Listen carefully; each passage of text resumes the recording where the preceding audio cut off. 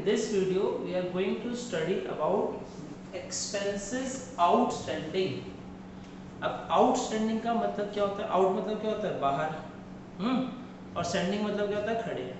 मतलब कि जिन लोगों को आपने पैसा नहीं दिया वो आपकी दुकान के बाहर ही खड़े हैं पैसा मांग रहे। ठीक है, तो एक्सपेंसेस आउटस्टैंडिंग का मीनिंग क्या है कि जब बिजनेसमैन खर्चे तो कर लेता है लेकिन उनका पैसा नहीं दे पाता। ये कहता है कि मैं 1 महीने बाद दे दूंगा, 2 महीने बाद दे दूंगा। तो हमें एक्रूअल कंसेप्ट के अकॉर्डिंग, एक्रूअल कंसेप्ट क्या कहता है कि जिस तारीख को ट्रांजैक्शन होगी उसी तारीख को रिकॉर्डिंग करनी है। तो अब हमने पैसा तो दिया नहीं, मजदूर से काम करवा लिया, उसे पैसे नहीं दिए। बिजली का बिल, हमने बिजली यूज कर ली, बिजली का बिल ड्यू था वो पेमेंट नहीं करी, मतलब जो भी खर्चा था उसे आपने पे नहीं किया। तो उसकी ट्रांजैक्शन कैसे बनाई जाएगी? लिखा कैसे होगा? जैसे लिखा है वेजेस ओ ऑब्लिक एस, इसे आउटस्टैंडिंग पढ़ते हैं। वेजेस आउटस्टैंडिंग ₹5000, मतलब हमने मजदूरों से काम करवा लिया और उनकी वेजेस अभी देना बाकी है। ये salary for the month 10000 due, due लिखा हो, आउटस्टैंडिंग लिखा हो, अनपेड लिखा हो, सबका मतलब ये होता है कि बिजनेसमैन ने या बिजनेस ने काम तो करवा लिया है लेकिन उसके बदले जो पेमेंट करनी थी वो पेमेंट नहीं करी। जैसे कहते हैं ना बहुत से, भाई तेरे पे पार्टी ड्यू रही, तो पार्टी ड्यू का मतलब क्या है कि भाई अभी हम पार्टी ले रहे, बाद में ले लेंगे। तो इसी तरीके से एक्सपेंसेस ड्यू का मतलब क्या है कि बिजनेस ने खर्चे तो करवा दिए, जो काम करना था काम तो करवा लिया लेकिन उसके बदले पैसा नहीं दिया। ठीक है, तो अब इस चीज को कि जब हम पैसा नहीं दे रहे हैं तो एंट्री कैसे बनाएंगे? तो एक हमने प्रीवियस स्लाइड में पढ़ा था वेजेस पेड या एक्सपेंसेस पेड, तो हमने एंट्री क्या बनाई थी? Wages account debit to cash. To cash denote करा था हमने पैसा दिया, लेकिन आज जो हम पढ़ रहे हैं डेट इज पैसा नहीं दिया। तो इट मींस जो लास्ट एंट्री में टू कैश लिखा था वो यहाँ पे हम नहीं इंडिकेट कर सकते। तो अब बात आती है कि उसके जगह हम इंडिकेट करें क्या? तो ध्यान दीजिएगा, जैसे लिखा है वेजेस आउटस्टैंडिंग। वेजेस आउटस्टैंडिंग का मतलब है कि मजदूरों से काम तो करवा लिया गया लेकिन उनके बदले पैसा नहीं दिया। अब जब कंपनी ने काम करा लिया तो कंपनी का खर्चा हो गया। खर्चे के लिए कौन सा रूल होता है? नॉमिनल का। नॉमिनल रूल क्या कहता है? डेबिट ऑल एक्सपेंसेस, कि जितने भी खर्चे हैं उन्हें डेबिट करो। तो हमारा खर्चा किस चीज का था? वेजेस का। ठीक है, तो हमने एंट्री में क्या कर दिया? Wages account debit according to which rule? Nominal. ठीक है, अब अगर हमने पैसा दिया होता तो हम लिखते टू कैश अकाउंट, लेकिन यहाँ तो कह रहा है कि एक्सपेंसेस आउटस्टैंडिंग है, पैसा दिया ही नहीं। तो अब हम क्या लिखें? तो अकॉर्डिंग टू पर्सनल अकाउंट, एक आपका कौन सा अकाउंट? 3 होते हैं, रियल, पर्सनल, नॉमिनल। पर्सनल का रूल क्या कहता है? Debit the receiver, credit the giver. मतलब जिन लोगों से लेना है उनका नाम डेबिट करो और जिन लोगों को देना है उनका नाम क्रेडिट करो। अब यहाँ पे मुसीबत हमारे सामने क्या आती है कि वेजेस, वेजेस हम किसको देते हैं? मजदूरों को। अब किसी फैक्ट्री में 2000 मजदूर लगे हैं, किसी में 3000 लगे, किसी में 100 लगे। अब क्या मैं यहाँ पे 100 लोगों का नाम लिखूंगा अलग अलग, to Mahesh, to Mukesh, to Vishal, to Vikas, बहुत लंबी एंट्री बन जाएगी। तो हम क्या करते हैं?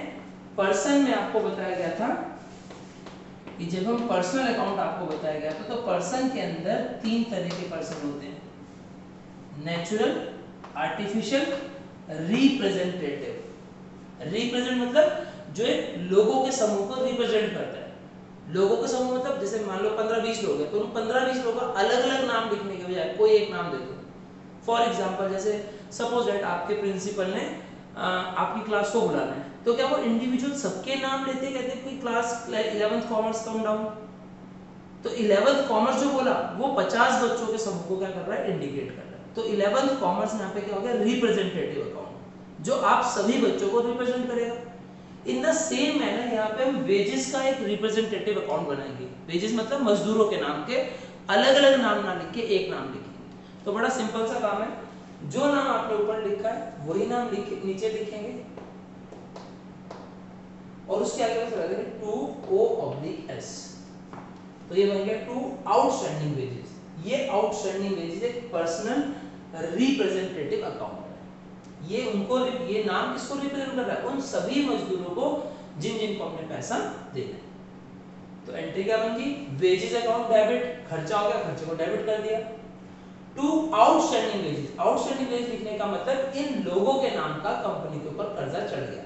तो according to personal debit the receiver and credit the giver. जिन लोगों को देना होता है उनका नाम क्रेडिट किया जाता है। तो यहाँ पे अलग अलग नाम ना लिख के एक ही नाम से इंडिकेट करें। एक और एंट्री देख लेते हैं।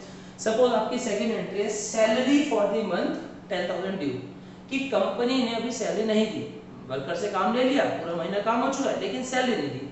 अब इसकी एंट्री क्या बनेगी यहाँ पे, तो हम यहाँ पे नाम चेंज कर देंगे। क्या बन जाएगा, सैलरी अकाउंट डेबिट, ठीक है।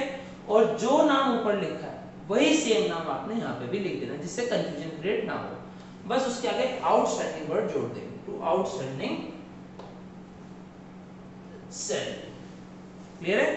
और नीचे बीइंग सैलरी नॉट पेड, कि हमने सैलरी की पेमेंट नहीं करी। तो इस वाली एंट्री में कौन कौन से रूल चले, एक आपका नॉमिनल का, क्योंकि सैलरी और वेजेस आपके एक्सपेंस को डेबिट करना होता है, और क्योंकि आपने पैसा नहीं दिया, अगर पैसा दे देते तो real account to cash account कर देते, पैसा नहीं दिया इस वजह से आपका पर्सनल अकाउंट बन जाएगा कि उन लोगों का पैसा देना है। और जिनका भी कंपनी ने पैसा देना होता है according to personal account rule क्या कहता है, क्रेडिट द गिवर, जिन लोगों को देना उनका नाम क्रेडिट करो। और यहाँ पे हमने लोगों का नाम ना लिखने के बजाय एक रिप्रेजेंटेटिव नाम दिया, आउटस्टैंडिंग सैलरी। इसी तरीके से थर्ड एंट्री इलेक्ट्रिसिटी है, तो यहाँ हो जाता है electricity account debit to outstanding electricity. अगर मान लो कमीशन है, commission account debit to outstanding commission, और अमाउंट जो भी है, सपोज सैलरी का अमाउंट हमारा 10,000 था, तो यहाँ पे हम एंट्री 10,000 से बना, ठीक है। तो ये एंट्री बनती है आपकी कि जब आपकी बिजनेस काम तो करवा लेगा लेकिन पेमेंट नहीं देगा, तब आप इस तरीके से एंट्री बना देंगे। और नरेशन लिखेंगे being expenses not paid, expense की जगह आप स्पेसिफाई भी कर सकते हो, being wages not paid, being salary not paid, being commission not paid, being जो भी आपका एक्सपेंस आपने नहीं पे किया। So this video contain entry regarding when expenses are not paid by the firm, ठीक है।